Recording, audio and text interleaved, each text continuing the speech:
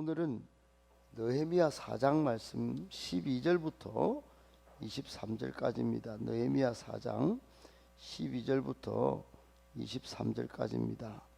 구약성경 731쪽인데요. 느헤미야 4장 12절부터 23절까지입니다. 저와 여러분이 한 절씩 12절부터 교독하겠습니다. 그 원수들의 근처에 거주하는 유다 사람들도 그 각처에서 와서 10번이나 우리에게 말하기를 너희가 우리에게로 와야 하리라 하기로, 성벽 뒤에 낮고 넓은 곳에 그들의 종족을 따라 칼과 창과 활을 가지고 서 있게 하고, 내가 돌아본 후에 일어나서 귀족들과 민장들과 남은 백성에게 말하기를 너희는 그들을 두려워하지 말고 지극히 크시고 두려우신 주를 기억하고 너희 형제와 자녀와 아내와 집을 위하여 싸우라 하였느니라.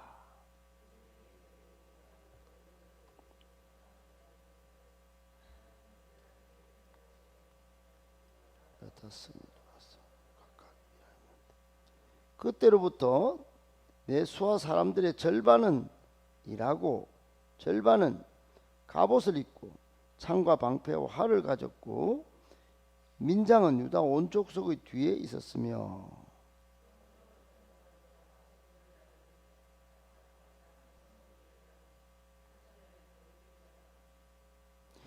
건축하는 자는 각각 허리에 칼을 차고 건축하며 나팔 부는 자는 내 곁에 섰었느니라.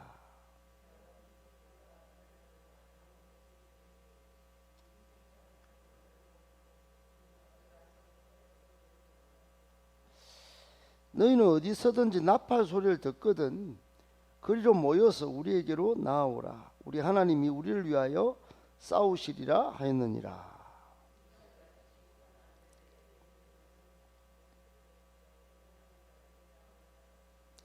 그때 내가 또 백성이 말하기를 사람마다 그 종자와 함께 예루살렘 안에서 잘지니 밤에는 우리를 위하여 파수하겠고 낮에는 일하리라 하고, 나나 내 형제들이나 종자들이나 나를 따라 파수하는 사람들이나 우리가 다 우리의 옷을 벗지 아니하였으며 물을 길을 갈 때에도 각각 병기를 잡았느니라. 아멘. 할렐루야. 새벽을 깨우는 일이 또 무더위에 이렇게 열대야가 심할 때는 이게 보통 일이 아닙니다. 체력적으로 굉장히 어려운 일이고, 또 주변 여러분 개별적으로 다 알지는 못하지만 문제가 한두 가지가 아니실 텐데, 그런 중에도 그 마음의 장벽을 뚫고 나오는 것이 쉽지만 않은데, 여러분 그렇게 모든 상황을 뚫고 나온 여러분에게 하나님께서 복 주시고 은혜 주시고 또 기도 응답의 축복도 주시기를 예수님의 이름으로 축복합니다. 아멘. 오늘 말씀 세 가지로 정리해서 묵상하겠습니다. 첫 번째, 사탄은 강교하여 가장 가까운 사람들을 동원하여 우리를 시험에 빠뜨리려고 한다랍니다. 여러분, 사탄은 그 이름 안에 간교한 자라고 하는 이름의 뜻이 있어요. 간교하다. 얼마나 간교하기 이거 아주 매서운지, 이 보이지 않는 이 영적 요물인 이 사탄이 우리 믿는 성도와 교회를 심하게 공격도 하고 또 위협도 얼마나 심각하게 세상 권력이나 또 세상의 힘을 빌어서 하는지요. 여러분, 우리나라도 조선 말기에 기독교가 들어와서 서울의 마포에 가면 절두산 성지가 있는데, 절두가 뭐냐, 머리를 잘라요. 머리를 잘랐어요. 머리를. 작두로 또는 칼로 머리를 잘랐습니다. 그래서 거기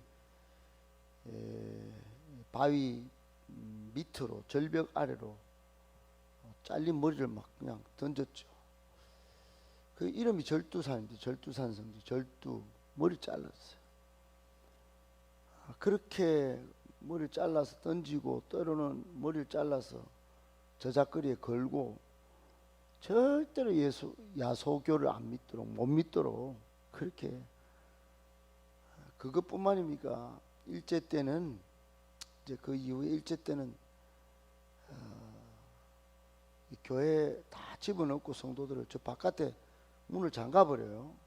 다 나무로 막 못을 박아가지고 그 통째로 구이하듯이 불을 태워가지고 몰살시켰습니다. 가족들 전부 몰살시켰어요. 온 동네에 불타는 거 다 보게 하고 그 정도로 치졸하게요. 예수 믿으면 그냥 여러분 그거를 다 가까운 사람들 신고하게 만들어가지고 그 짓을 하고 6.25 때도 보통 이게 치졸하게 사람들을 죽인 게 아니에요. 여러분 그런데 이게 사탄이요 외부에서 이렇게 막 오는 경우도 있지만은 내부에 가장 가까운 사람들을 통해 가지고 이렇게 공격하는 경우가 많이 있습니다. 아담이 첫사람 아담이 누구 때문에 넘어갔냐? 아담을 무너뜨린 장본인이 아담이 하나님과 얼마나 교제를 많이 했겠어요? 아담이 짓는 동물 이름 보고 하나님 웃고 식물 이름 짓는 거 보고 웃고 얼마나 그래서 막 혼자 사는 게 너무 좀 거시기하다 그래가지고 갈비뼈를 빼가지고 아내까지 만들어줬는데 그만 이 아내가 하와가 뱀의 유혹에 넘어가서 아담도 무너뜨립니다. 여러분 첫 범죄가 거기서부터 온 거예요. 선지자 예레미야가 구덩이에 갇히고 온 백성을 살리려고 몸부림을 치는데 그 가까운 친구들이 조롱하고 넘어뜨립니다.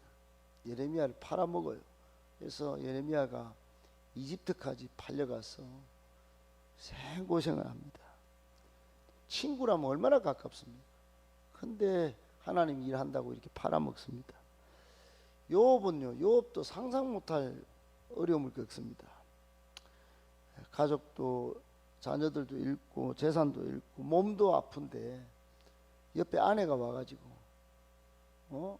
하나님을 저주하고 나가서 죽어라 이런 말을 대놓고 욥기 2장에 보면 합니다. 여러분 욥은 얼마나 힘들었을까요? 마음이 믿고 믿었던 아내가 여러분 예수님도 마태복음 16장에 보면 베드로가 수제자 아닙니까? 제일 잘 따르고 제일 그렇게 자신을 위해서 목숨을 던져줄 것 같은 베드로가 사탄의 도구가 되었지. 하나님이 이런 생각 안 하고 자기 일을 생각하다가 예수님이 그때 이런 말씀합니다. 사탄아 내 뒤로 물러가라. 베드로가 졸지에 사탄의 도구가 돼서 예수님을 위험에 빠뜨릴 뻔한 일도 있었습니다. 여러분 가장 가까운 사람들이 이렇게 힘들게 합니다. 그래서 마태복음 10장 36절에 예수님이 사람의 원수가 자기 집안 식구니라 이런 말씀까지도 하셨어요. 예수님이 이 정도 말씀하셨다면요 이게 보통 심각한 일이 아닙니다. 가장 가까이 있는 사람이요. 저도 하나님의 부르심을 받았는데 신학을 하려고 이제 준비하는데 2년 동안 얼마나 힘들게 만든 사람이 집사람이 나중에 집사람이 회개하고 사인을 받고 지금까지 이제 사모로 고생을 같이 하고 있는데 여러분 아무리 하나님 부르심을 받았다고 이게 가장 가까이 있는 사람이 다 지지해 주는 건 아니더라고요. 제가 그때 절절하게 느꼈습니다. 교회도 마찬가지입니다. 여러분 교회도 가장 가까이 있는 사람이 가장 힘들게 할 수도 있어요. 그렇기 때문에 여러분 항상 경계하고 깨어 있어야 돼요. 깨어 있어야 돼. 깨어 있어야 돼. 제가 만약에 기도 안 했다면 기도를 여러분들이 같이 기도해 주지 않았으면 여기까지 올 수도 없었을지 모르겠어요. 얼마나 가까운 사람들이 막 힘들게 만드는지 몰라요.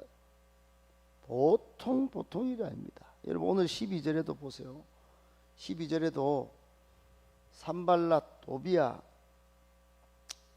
이런 놈들이 공격하는 것도 진짜 너무 진짜 지긋지긋한데, 오늘 그 원수들 근처에 거주하는 유다 사람들이 누굽니까? 지금 같이 성벽을 쌓아줘야 될 이 사람들이 10번이나 와가지고 우리에게 너거 그 성벽 쌓는데 그 바깥에 있으면 안 돼. 우리한테 와서 그래야지 그 사람이 그 뭐 자꾸 그 느헤미야 저 아닥사스다왕 그 총독 그 파견받아가 온 그 옆에 붙어가 뭐해? 막 이렇게 여러분 갈등을 조장하고 지도자인 느헤미야를 막 지금 막 무너뜨리려고. 여러분 느헤미야가 이 말을 듣고 얼마나 갈등이 심했을까요? 막 건축 중단하고 싶고 막 포기하고 싶고 막. 여러분 지도자는 오만 사람들 100명이 말 다 하면 100가지 공격을 다 받아야 됩니다. 한 사람은 한 사람의 말을 하는 거지만은 100가지 이야기를 다 들어야 돼. 100명이 입을 막 열고 이야기하거나 생각으로 표정을 딱 눈 딱 곱시고 이렇게 보면은 정말로 힘듭니다. 그게 다 보이기 때문에.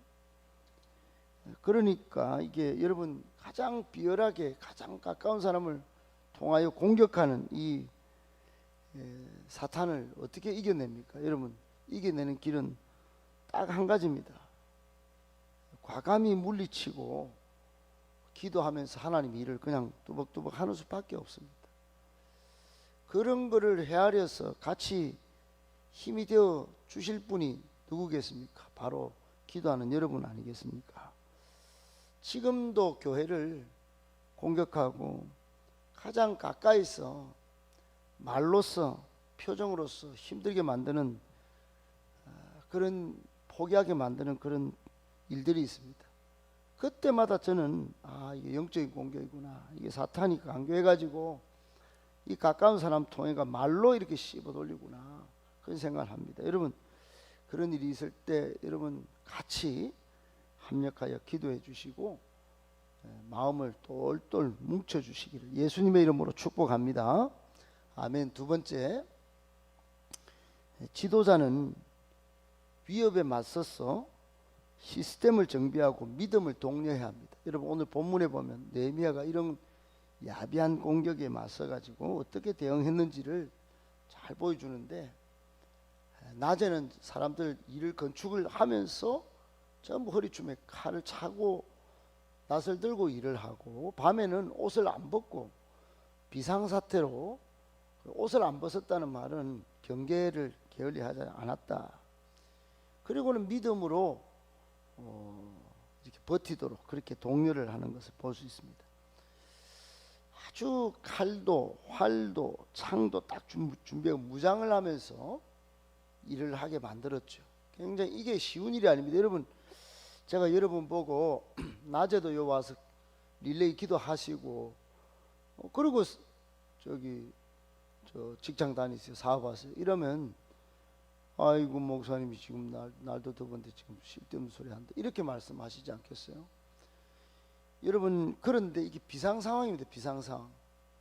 교회가 없으면 좀 아무것도 안 될 그런 상황인데 느헤미야는 그런 말을 할 수밖에 없어요. 지금 교회 없으면 뭐 어떻게 할 건데요 앞으로. 그럼 일 잘해보세요. 이렇게 말하면 오히려 더 섭섭하지 않겠어요? 교회도 지키고 여러분 삶도 확보하고 그래 합시다. 그래서 느헤미야는 지금 이런 준비를 시스템을 군사 대응 시스템을 만든 겁니다. 그리고는 요것만 한 게 아니고 14절에 보면 세 가지 행동을 동시에 하는데 돌아봅니다. 돌아보고 그리고 일어나서 믿음을 격려합니다. 믿음을 도전해요. 이게 영적 싸움인 것을 깨닫게 해줍니다. 이 지금 가까운 사람들 통해가 지금 공격이 들어오는데 여러분 내가 돌아보니까 이러면 안 됩니다. 좀 담대하게 해야 됩니다. 담대하게. 여러분 지금 성벽을 재건하는 이 일이요, 지금 지도자를 중심으로 똘똘 뭉쳐서 하나님을 신뢰하고 또 지금 오는 공격을 지금 받아가면서 맞서가면서 시스템적으로 움직일 때 이게 된 거를 기억해야 됩니다. 교회 부흥도 마찬가지입니다.